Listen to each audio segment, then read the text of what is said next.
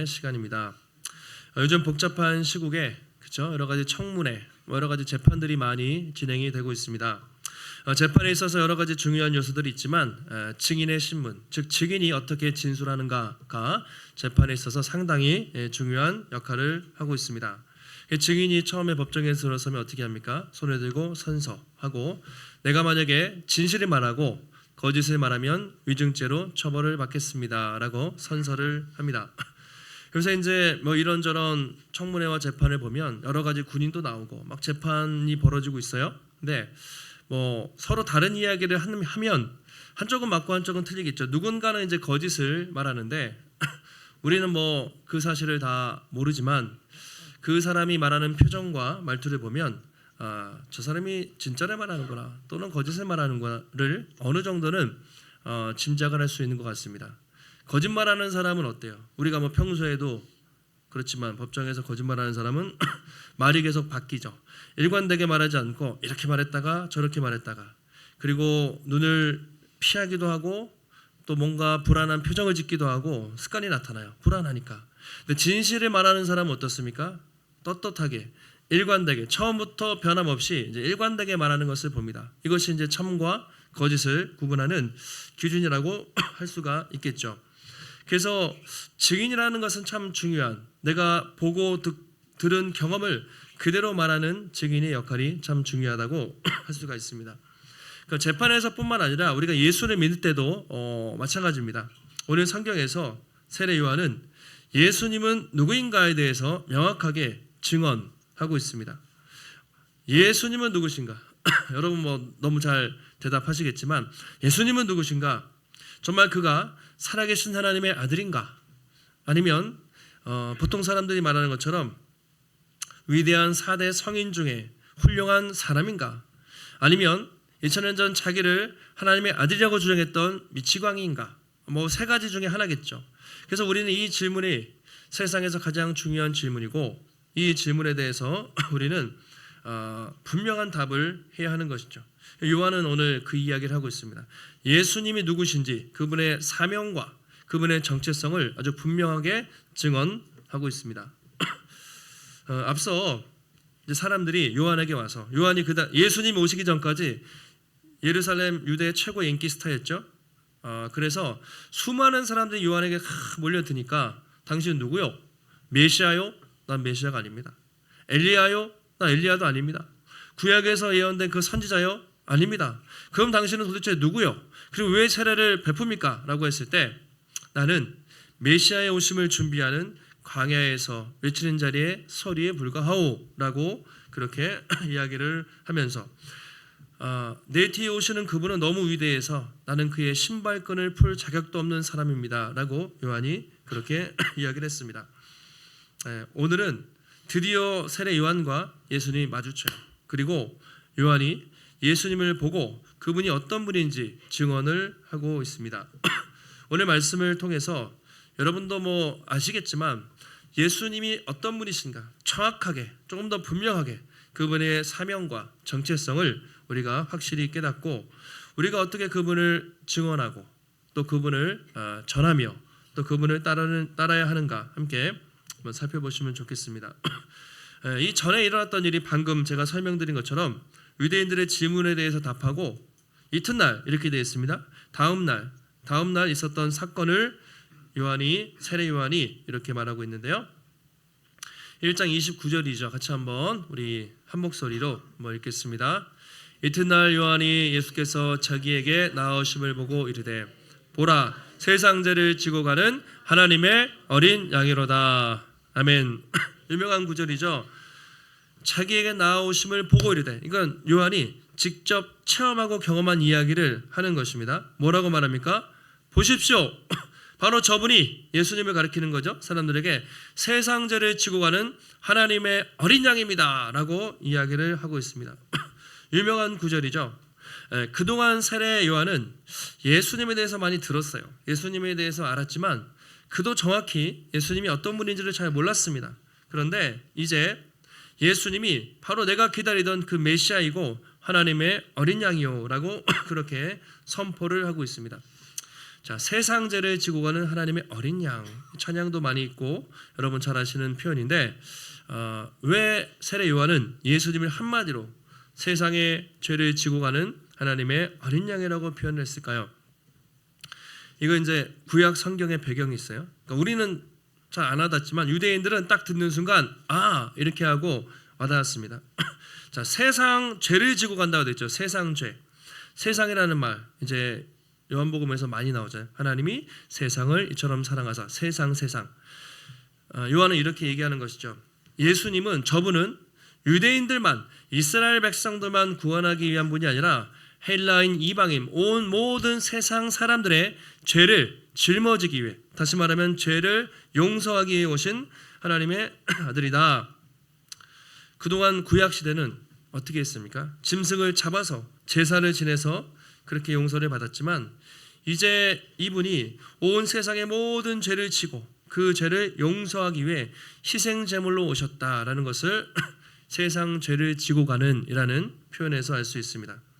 근데 그 다음에 하나님의 어린 양. 어린 양 하면 우리는 그냥 일반 양을 떠올릴 텐데 그 사람들에겐 중요한 의미가 있습니다. 구약 성경에서 어린 양과 관련된 표현이 수도 없이 많지만 제가 두 구절만 한번 이야기 나눠볼게요.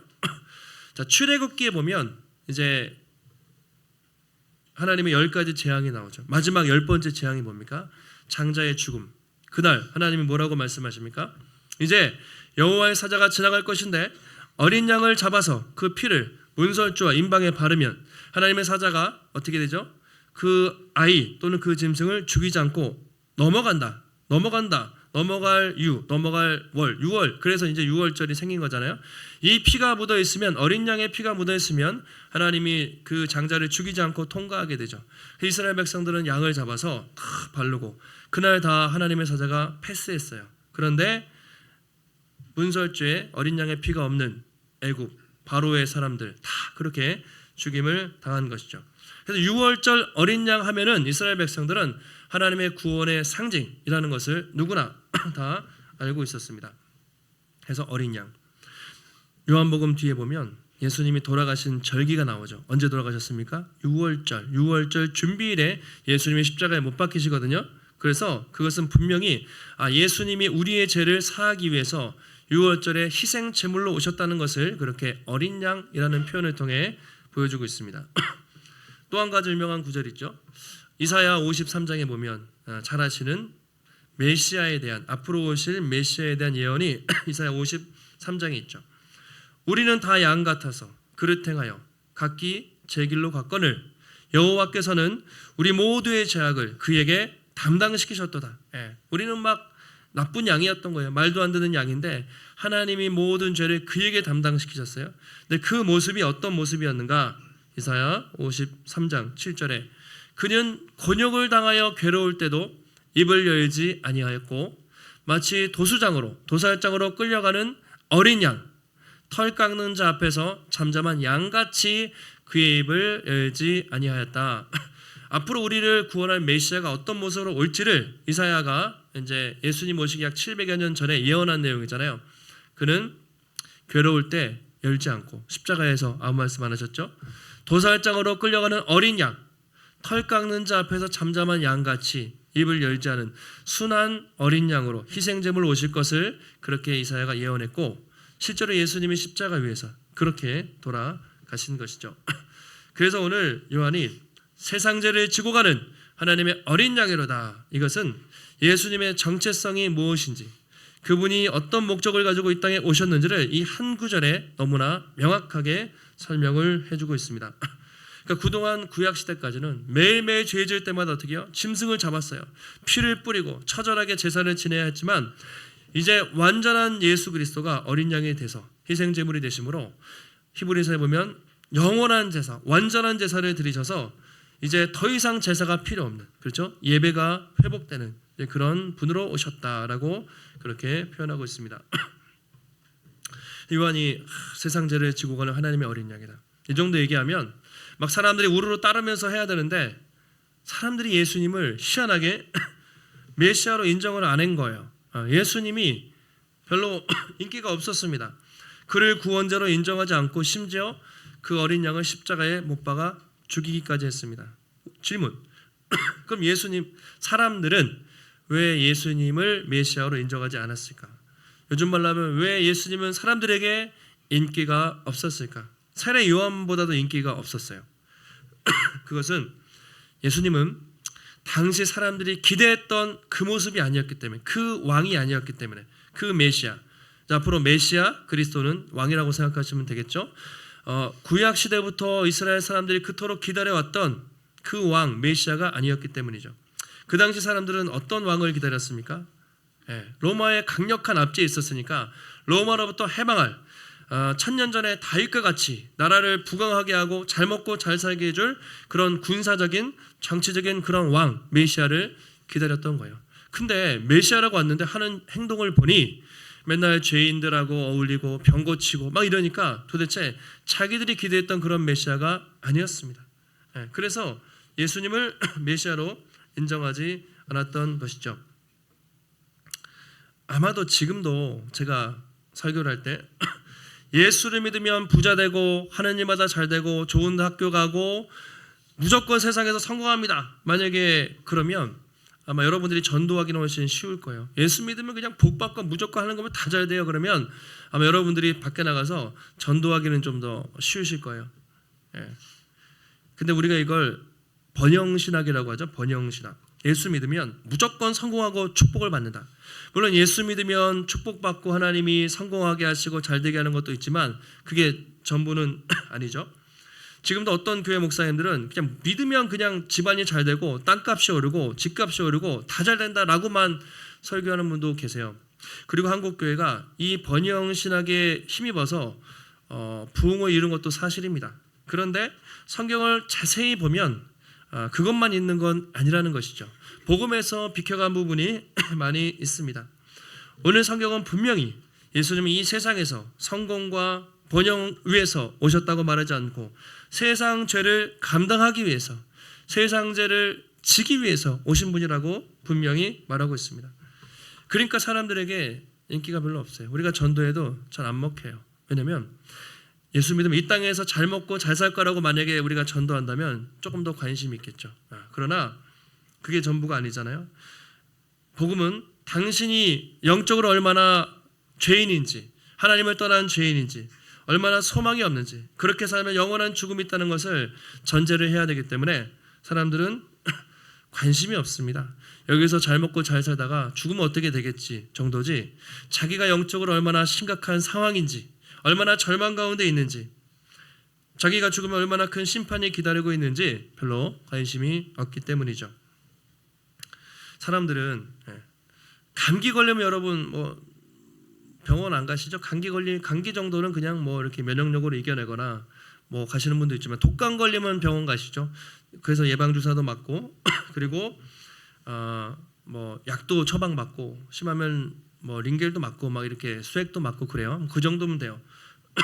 암에 걸리면 입원을 하거나 수술해야죠. 그냥 약 먹어서 될 정도가 아니죠. 암에 걸리면 그나마 초기이면 수술을 받고 항암하면 치료가 되지만 전이가 됐다. 만약에 암세포가 전이가 되는 순간 그건 되게 치명적이죠. 현대 의학으로도 전이가 되면 거의 못 고칩니다.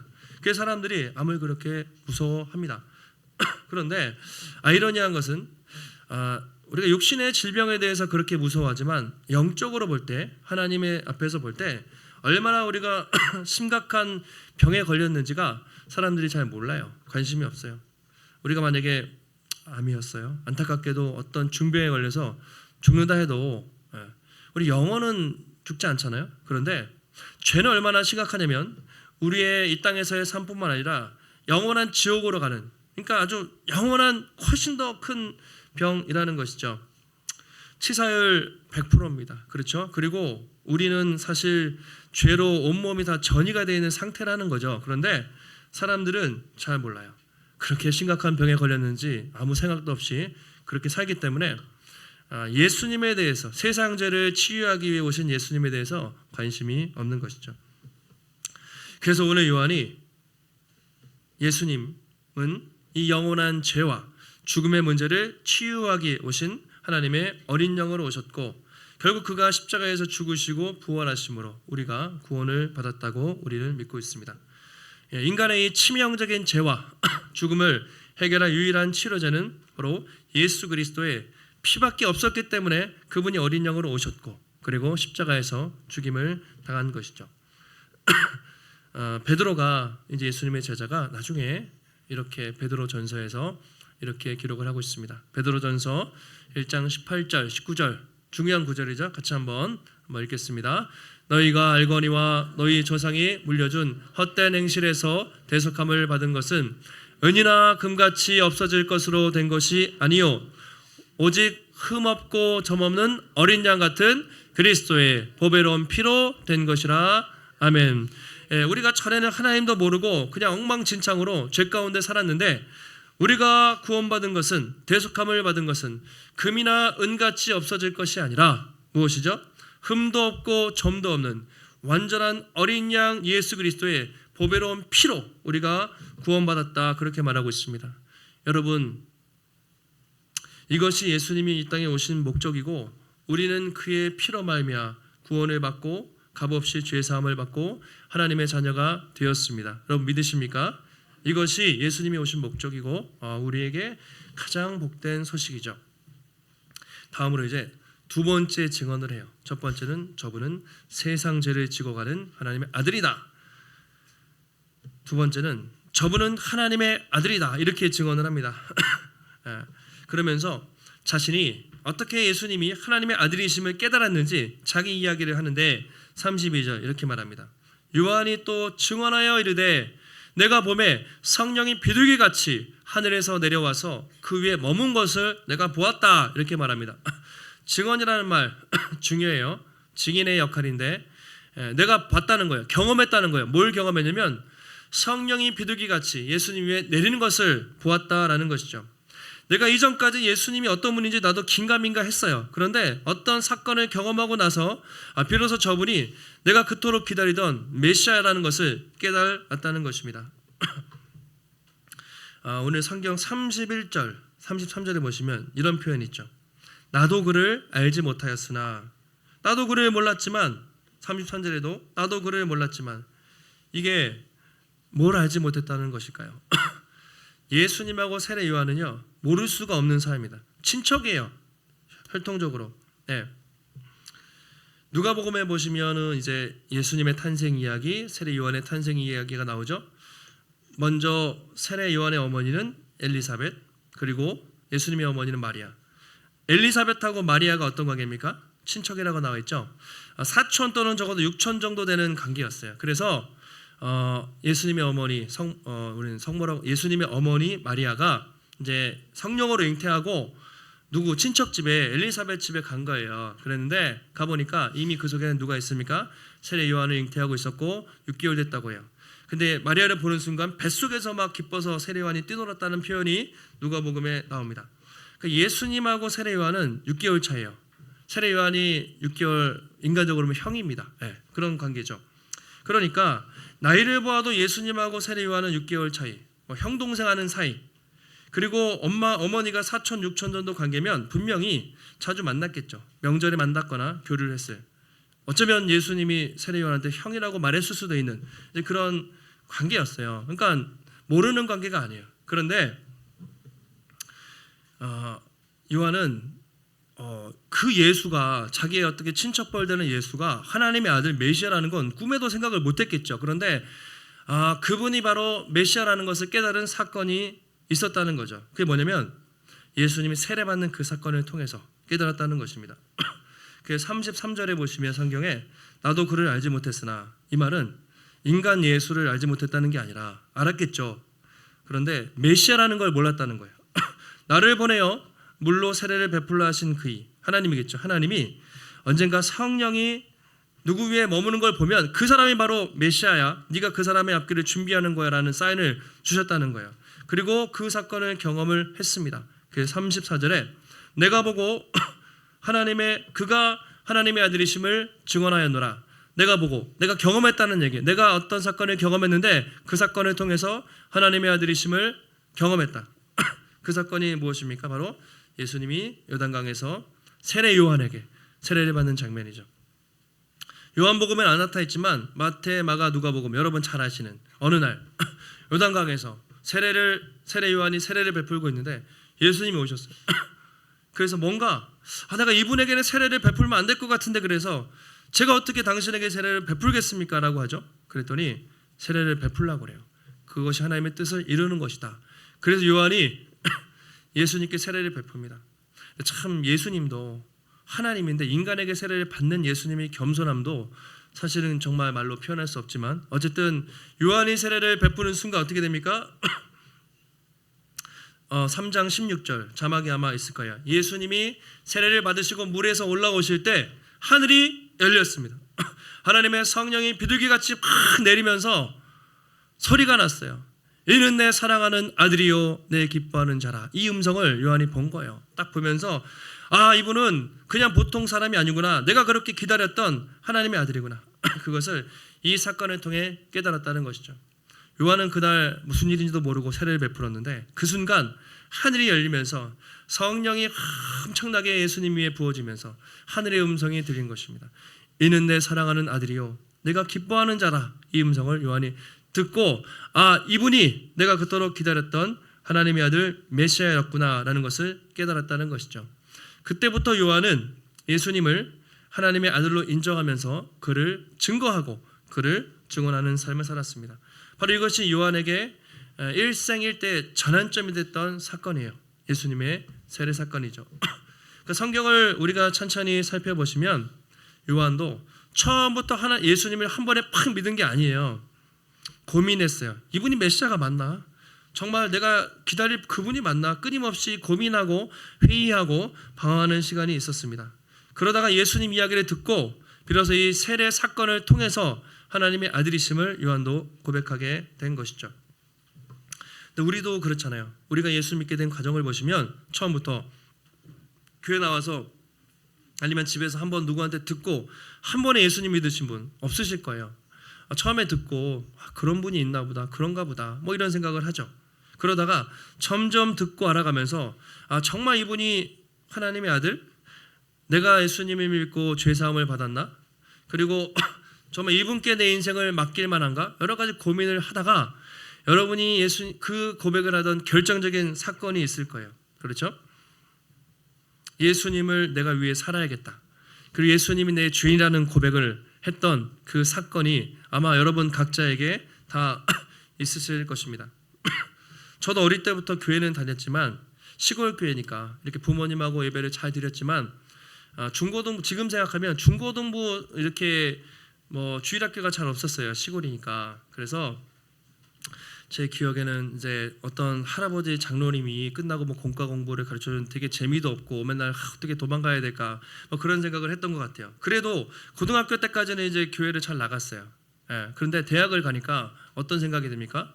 내가 그동안 세뇌를 당한 게 아닌가 뭐 이런 생각도 들고 요즘 말로 가스라이팅 성경이 이게 진짠가?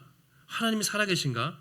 하나님의 살아계심을 이렇게 경험을 못했으니까 그래서 제가 중고등부 다음 세대에 살기 중요한 게 얘네들이 청소년 때 특히 중요해요. 청소년 때 하나님을 일찍 만나면 인생의 방향과 비전을 일찍 정할 수가 있는 것이죠. 그래서 뭐 저희가 브릿지 임팩트 수련회도 막 보내고 가는 이유가 거기서 나름대로 아이들이 뜨겁게 만나면 그때부터 인생이 변화되기 때문이죠.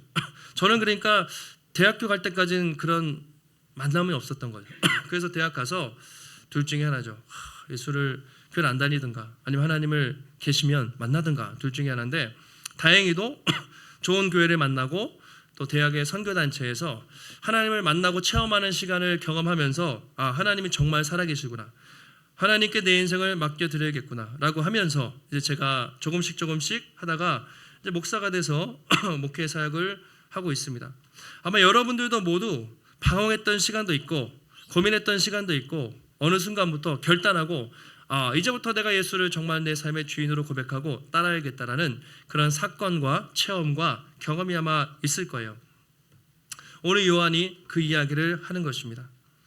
내가 예수님 위에 성령이 확 부어지는 그 사건과 하나님의 음성을 듣고 나서는 이분이 정말 하나님의 아들이 맞구나 라는 것을 경험하고 그때부터 예수님을 증거하는 삶을 살았던 것이죠. 다른 성경과 좀 특이하게 요한복음이 어려울 수도 있고 쉬울 수도 있는데 마태마가 누가복음은 그냥 예수님을 만난 사건 이야기를 기록한단 말이죠. 그러면 좀 읽기도 쉽지만 무슨 의미인지는 몰라요. 요한복음은 그 의미를 설명을 해요. 약간 추상적일 수 있지만 그 예수님의 오심 사건이 어떤 의미가 있는지를 요한이 풀어서 설명을 하는데 가장 중요한 표현이 증언이라는 말이에요. 증언, 증거. 그래서 요한복음에 계속 그런 표현이 많아요. 증언하다, 증거하다. 1장에서도 그렇고 30번 이상 요한복음에, 공관복음에는 그런 표현이 없습니다. 계속 증언하다. 증언하다는 뜻이요, 우리가 법정에서 진술하다 이런 의미로 여러분 생각하실 수도 있지만 거기에는 순교하다 또는 목숨을 바치다라는 순교자라는 의미가 있습니다. 그러니까 이 증언하다는 말은 단순히 말하다 정도의 의미가 아니에요. 내가 말해야 되고 내가 삶으로 책임지고 심지어 목숨을 걸고 지켜야 될 가치가 있다. 이게 증언이라는 표현입니다. 그러니까 우리가 예수님을 믿는다, 예수의 증인이라는 표현을 결코 가볍게 우리가 내뱉을 수가 없는 것이죠. 그 증언에 무게가 있는 거예요. 우리가 그렇게 말해놓고 그렇게 살지 않으면 우리는 위증하는 것이잖아요. 그러니까 이 증언이라는 말이 상당히 중요합니다. 한번 여쭤볼게요. 여러분은 예수님이 살아계신 하나님의 아들이심을 여러분 믿으십니까? 예, 예수님이 내 인생의 주인이시고 내 모든 것을 맡길 만한 분이라는 것을 여러분 고백하십니까? 예, 아멘이라고 하셨어요. 그러면 정말 나는 그 예수 그리스도의 증인으로 증인답게 살고 있는가를 한번 잘 생각해 보시기 바라요. 만약에 법정에서 재판관이 당신 예수 그리스도의 증인이 맞습니까? 선서하고 위증하면 안 됩니다 라고 하고, 그리고 정말 그 말에 합당한 삶을 살고 있습니까? 여러분의 삶을 통해 증인된 삶을 증명하고 있습니까? 라고 묻는다면 여러분은 그 질문에 대해서 당당하게 확실하게 대답할 수 있습니까? 아니면 머뭇거리시겠습니까? 그동안 기독교의 복음이 수많은 방해와 어려움들이 있었지만 이처럼 증거될 수 있었던 이유는 바로 이 증인으로서의 삶, 그렇죠? 예수의 복음을 당당하게 증언하고 이 예수의 복음을 위해서 심지어 목숨까지 바쳤던 수많은 증인들이 있었기 때문에 오늘 우리에게 복음이 전파가 된 것이죠. 세례 요한이 어떻게 마감했는지 아시죠? 되게 젊은 나이에 계속 복음을 전했습니다. 유대인들이 싫어할 말했죠. 이 독사의 자식들아, 막 엄청 찍혔어요. 너무 싫어했습니다.